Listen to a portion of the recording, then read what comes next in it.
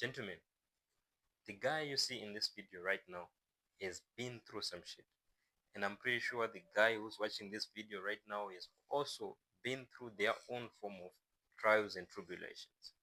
But what really differentiates us and makes us different is what we become after those trials and tribulations and what we do. You see that? My name is Slater, and in this video, I'm going to be talking about how I stopped giving a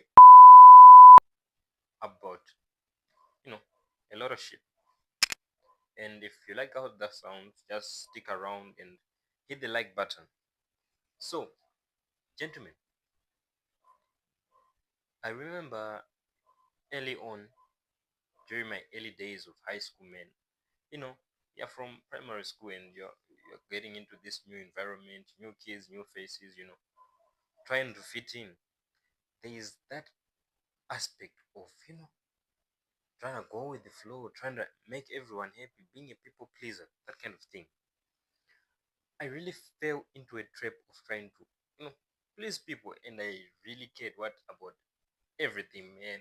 What my friends thought about me, the kind of shoes I wear, the kind of uniform I had. Like, I just cared about everything. I was just, I was being dragged like a million directions. And, being a young teenager, hey, man, that was the most confusing. And I'm pretty sure you've been through that kind of thing. You've had that same kind of feeling. And the funny thing is, a lot of people never grow out of that phase. It just stays with them. From teenhood, early teen, it stays mid-teen, late teen, 20s, 30s, 40s. Some people die with it. Still having that sense of trying to please everyone. So you find when you're putting all your energy and resources in everyone, you're always left drained. You don't even have time of your own to do what you want because you're always constantly trying to please everyone, being a people's pleaser. So over time, I started becoming more secure in myself, and I started learning more things. I started reading books, developing my faith, and I realized that there are only two things I need to work on, which is the relationships with my loved ones and, you know, my goals. So immediately, I'm now going to contradict the title of this video. The title of the video says how I stopped giving you know. But my thing is that you should give a about some things. You get it? You don't have to give a about everything, but you can give a about some things. You get it? You get my point?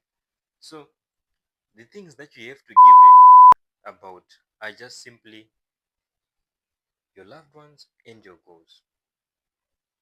If it doesn't match into this, man, this is a very good filter if you want your own time, if you want to know what to do with your life, because we are essentially social creatures. We care about other people. Like, that's just one aspect we can't really remove unless you just want to be isolated in like a robot living in your own world. But your loved ones and your goals. So whatever things that you're doing right now on your day to day in your life, if it has nothing to do with your goals, like there's a party at work or a party with some friends, but you don't really care about it. Just ask, or maybe you are even compelled to go there. Just ask yourself this: does it help me get closer to my loved ones, or does it help me get closer to my goals? If the answer is yes, then you can go. If the answer is no, then you don't have to go because it doesn't pull you closer to where you are trying to go, the direction you're trying to go with your life, which is, the mistakes a lot of people have. They're always trying to do everything for everyone, trying to make everyone like them. Like, if you're not my loved one, man, if you're not my closest friends, my family, the people that I genuinely care about, then it's okay, man, if you want to behave some sort of way. And then if you are a loved one of mine, my family, and you are now acting in a way that sabotages my goal, hey, I'm not saying I'm going to kick you out of my life, but I'll stop putting energy and time into you and start putting in time and energy into people who want it, who are appreciating it, that kind of thing. So this is the kind of mind shift you have to have, gentlemen, if you want to progress with your goals in life. We are human. That one, we were never born to be alone and live in isolation. No, we are social creatures. That's how it is. It is what it is. We can't deny that part of ourselves. Just have to accept it and embrace it. But that doesn't mean you have to impress and, you know, make everyone happy, because essentially you can't. You can only try to improve the relationship that you have with your loved ones and your goals.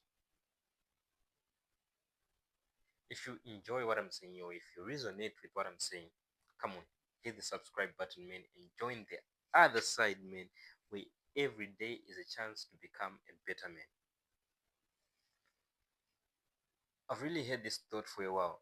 Like, if I had started this young, when I was younger, in my high school days, if I just didn't care about all these things that were happening, all these dynamics that were happening in this way, I'm like, does it help me get closer to my goals? What are my goals? Does it help me get to my loved ones?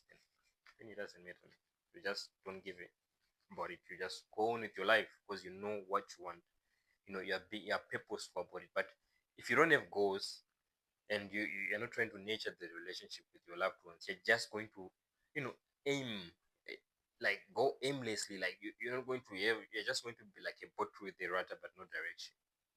So make up your goals, where you're trying to go in life, and try to nurture the relationship with your loved ones. This should be the two things you only give it about.